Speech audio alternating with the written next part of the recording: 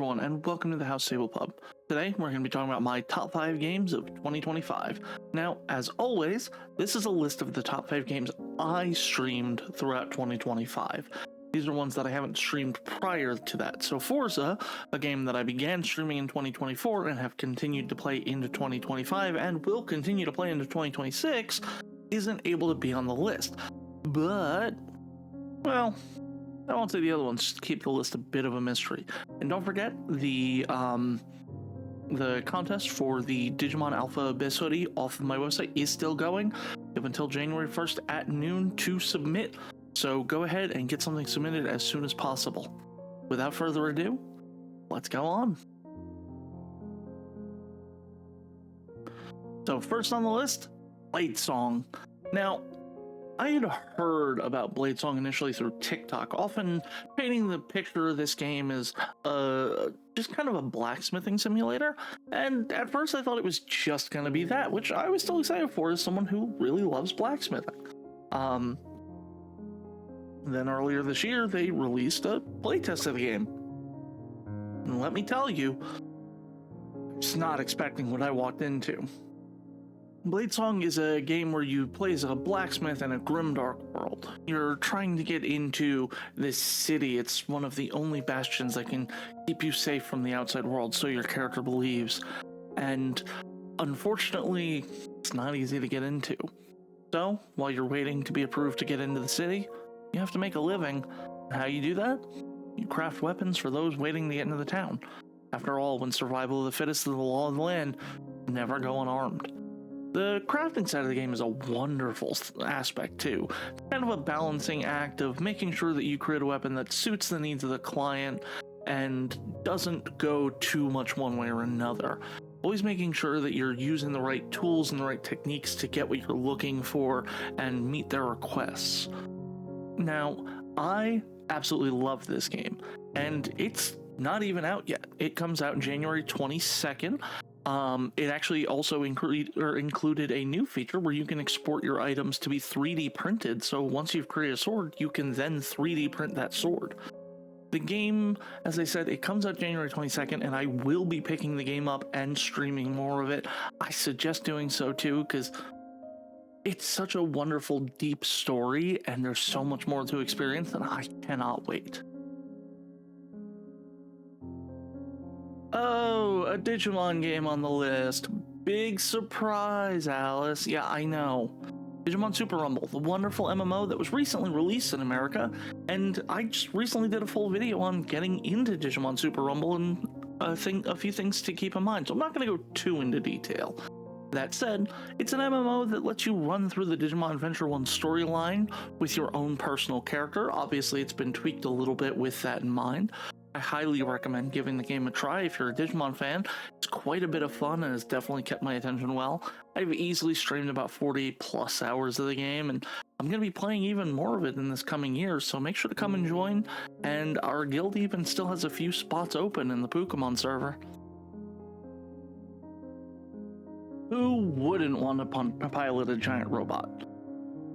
Okay, so the robots in this game aren't all that giant, but Daemon X Machina released a sequel recently this year called Daemon X Machina Titanic Scion.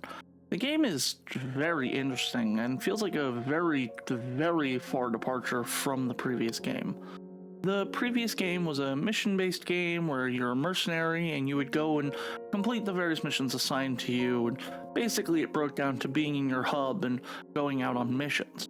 Titanic Scion, however, throws that away and goes to a fully open world game with, well, I can't say fully open as there are barriers to the world, but it's an open world game where you'll have missions to go do, but realistically, you could just run around, explore a fair bit of the world, fight enemies, ride horses. It's a lot of fun. There's even world bosses that you can find and fight that they're extremely difficult, but they have wonderful rewards.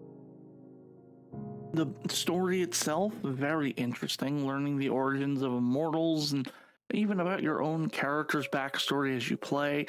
Plus, the character designs are phenomenal. I love how customizable your arsenal is, which is the name of the mechs that you use. And I think the fact that the mutations also seem to adjust based off of which kind of mutations you take into yourself is really interesting. I have a tail and a wing, or a set of wings in game that look very eldritch in nature. I highly suggest playing with a friend or two, as you can form up to groups of 3, and with how difficult the game can be at times, having some buddies on your side is really helpful. Keep in mind that whoever's running the group needs to be the one that's earliest in the story. So if you're halfway through the game and your buddy's at the end of the game and you have another buddy who's just starting, that's the person who has to be a host of the party. Now, a little bit weirdly for this list, it so far felt very much like it's just been new games. I haven't really talked about games that came out previously, one of which is a game that's not even out yet. But welcome to the oldest game on the list of the 2025, and that, Hi-Fi Rush.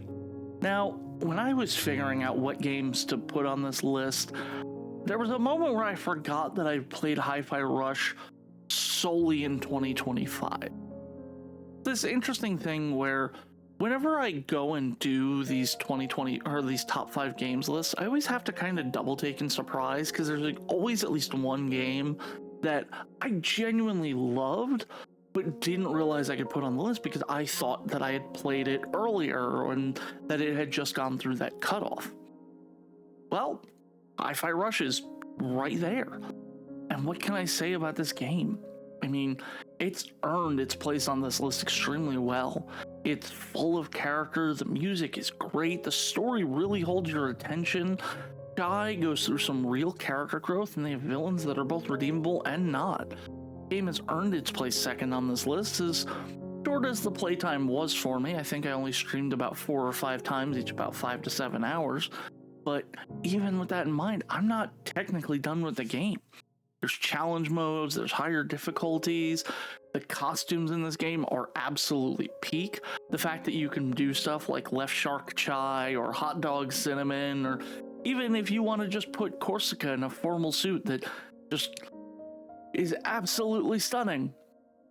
I'm so sad that I waited to play this game as long as I did. It's been out for quite some time, and if you have any way of sitting down and playing this game, I highly recommend it. It's a game where having a sense of rhythm can definitely enhance your experience, but you don't need one to be able to play. It is primarily a beat 'em up with a rhythm system. Now, this game had a high chance of being my game of the year, because I loved every second of it. However, unsurprisingly, my actual game of the year is... Okay, everyone saw this coming. Some people might refer to this as a bias, because, quite frankly, I was confident this game was going to be here before it even released the demo that was playable. Digimon Time Stranger is a game that I just want to keep playing. I've put about 70 hours into the game in the short time it's been out. It released early October, and I didn't play it for all of November. That means in 2 months, I have put 70 hours into the game. I just want to keep playing it. I have ideas for other ways that I can sit down and enhance like playthroughs of the game and keep things interesting for myself. With the modding community being as active as they are, I'm sure there's going to be some fun things I can do on the channel. And quite frankly, the models are beautiful, the story is amazing and deep. There's so many Easter eggs for longtime Digimon fans, but the game is plenty friendly for newcomers to the Digimon community.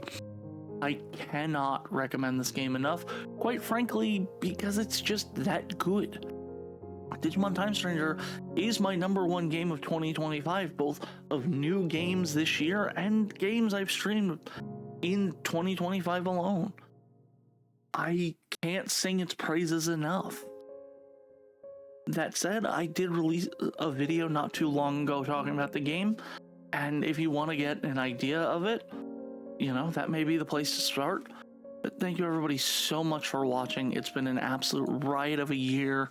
I genuinely had so much fun this year. I am going to be releasing an update video about, you know, what I'm doing with the channel from this point on. Don't worry, we're not going anywhere. So just keep your eyes peeled for that. But ultimately, do you agree with my list? Were there games I hadn't streamed before that you think deserve to more love on this list? Let me know down in the comments below. If you enjoyed the video, maybe give it a like. If you keep coming back, maybe subscribe to the House Stable Pub so you can be notified whenever I post a video or go live. I do that all but Monday and Wednesday. Thank you so much for watching, and I'll see you in the next video. Bye!